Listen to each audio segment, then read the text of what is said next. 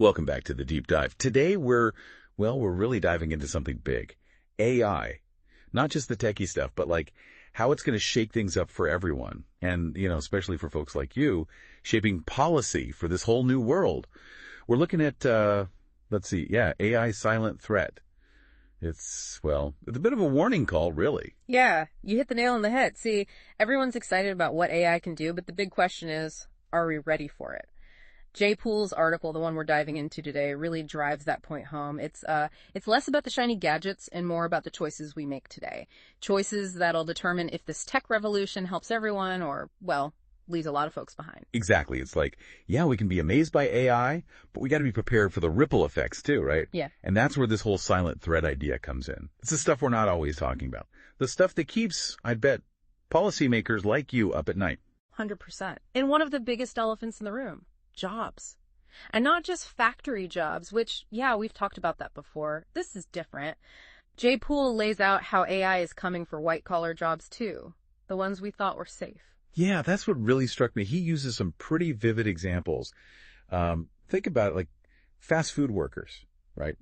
Automated kitchens, truck drivers.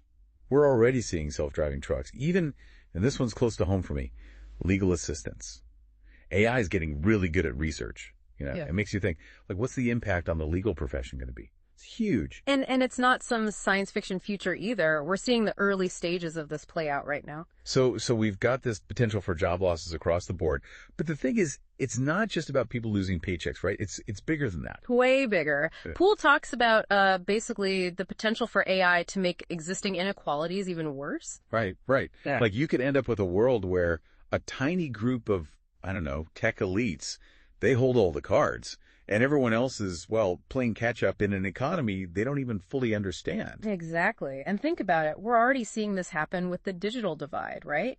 Communities struggling to get online, struggling to adapt to new tech. Now imagine AI gets thrown into the mix. It's a recipe for social unrest if we're not careful. It's like we're pouring gasoline on a fire we haven't even put out yet. Yeah, and that's what makes this whole conversation so critical, right? Because if we ignore these societal impacts now, they'll come back to bite us later. Hard. And it's not just about the economic side of it either. I mean, losing a job is tough no matter what. Yeah. But imagine feeling like, like your skills, your whole career path, it's just obsolete. Like you're irrelevant in this new world that's got to do something to a person. It's a huge psychological blow. And it's something, honestly, that we don't talk about enough. This feeling of being left behind, of the world changing too fast to keep up. That's the real silent threat of AI, in my opinion. It's almost like this underlying anxiety about the future, right? It's in the air. And AI it kind of amplifies that, like it makes it real. And when people get anxious, when they feel like they're not being heard, that's when things can get messy. History's full of examples of economic upheaval leading to social unrest. It's a pattern. And Poole's argument is that we're on the verge of potentially repeating those mistakes, but on a scale we haven't seen before. So we're talking about like what anti-AI movements popping up, governments feeling the pressure to like slam the brakes on AI development. It's a possibility. And it speaks to this very real tension, right? Between like wanting to embrace innovation, but also making sure that innovation doesn't come at the cost of people's lives. It's about finding that balance. Yeah. Which is, easier said than done. Oh, yeah. It's a tightrope walk for sure. But one that we have to attempt. Because the alternative is, let's just say it's not pretty. Okay, so, Yeah. That's a lot to unpack. And yeah, it can feel kind of, like we're headed for disaster, right? But here's the thing. The article, it's not just about scaring us. It's more like, okay, how do we actually deal with this? Like, what can we do? And that's where, your expertise as policymakers really comes in. Right. It's problem solving time. And Poole lays out some pretty concrete steps we can take, starting with, and this one's probably no surprise, retraining. But he has a twist. See, in the age of AI, just learning a new skill, it's not enough. Because the goalposts keep moving. Yeah, exactly. It's like, imagine trying to learn a new language, but the words keep changing every week. That's what it's like trying to keep up with AI. So retraining, it's important, but it's got to be about more than just like specific job skills. It's got to be about adaptability. Okay, so less about like memorizing lines of code and more about, critical thinking, creativity, that kind of stuff. Exactly. Those uniquely human skills that, well, at least for now, AI can't replicate. It's about teaching people to be lifelong learners, to be able to roll with the punches and come out on top no matter what crazy tech comes along next. Okay, that makes sense. But retraining takes time, right? Yeah. What about the people who are, like right now, they're losing their jobs because of AI? What do we do for them in the meantime? That's where the safety net comes in. And we're not talking about, your typical unemployment checks here. Poole throws out some pretty radical ideas like a universal basic income.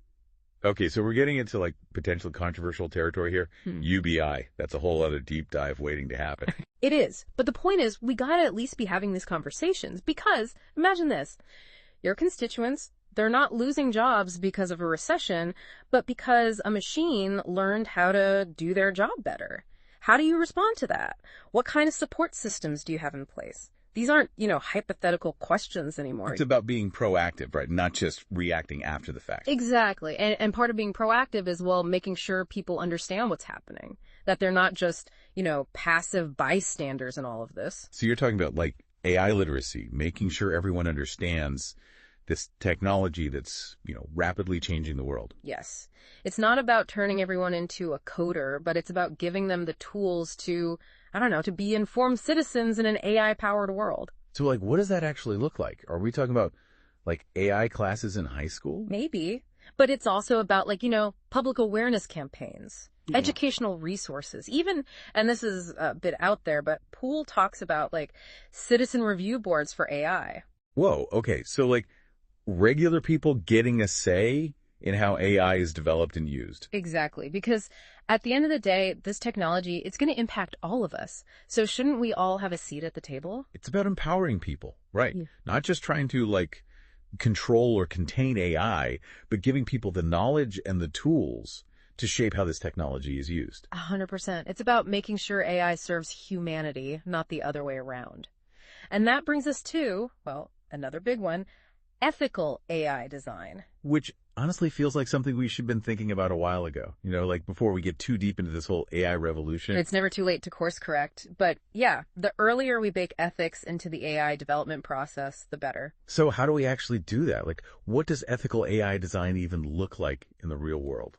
Well, Poole talks a lot about preventing algorithmic bias, which is huge. Imagine an AI system used for, say, loan applications, but it's got this built-in bias against people from a certain zip code. Because of the data it was trained on, right?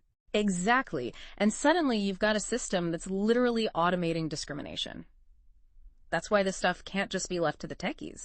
Policymakers, you guys have a big role to play here. It's like we're talking about the potential to hardwire inequality into the very systems that are supposed to be making our lives easier.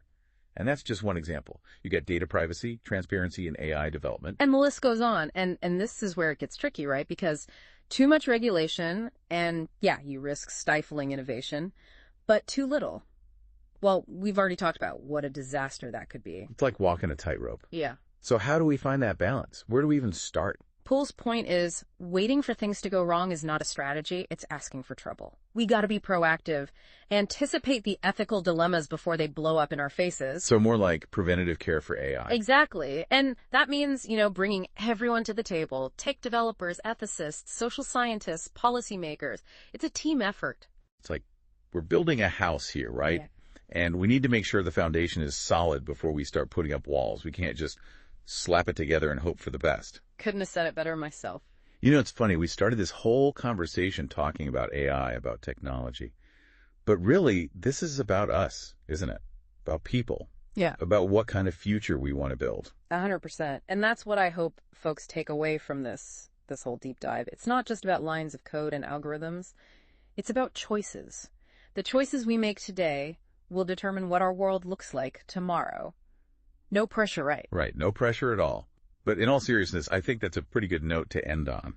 This whole conversation, it's been a lot to process, but it's also been incredibly hopeful, because it reminds us that we're not just along for the ride.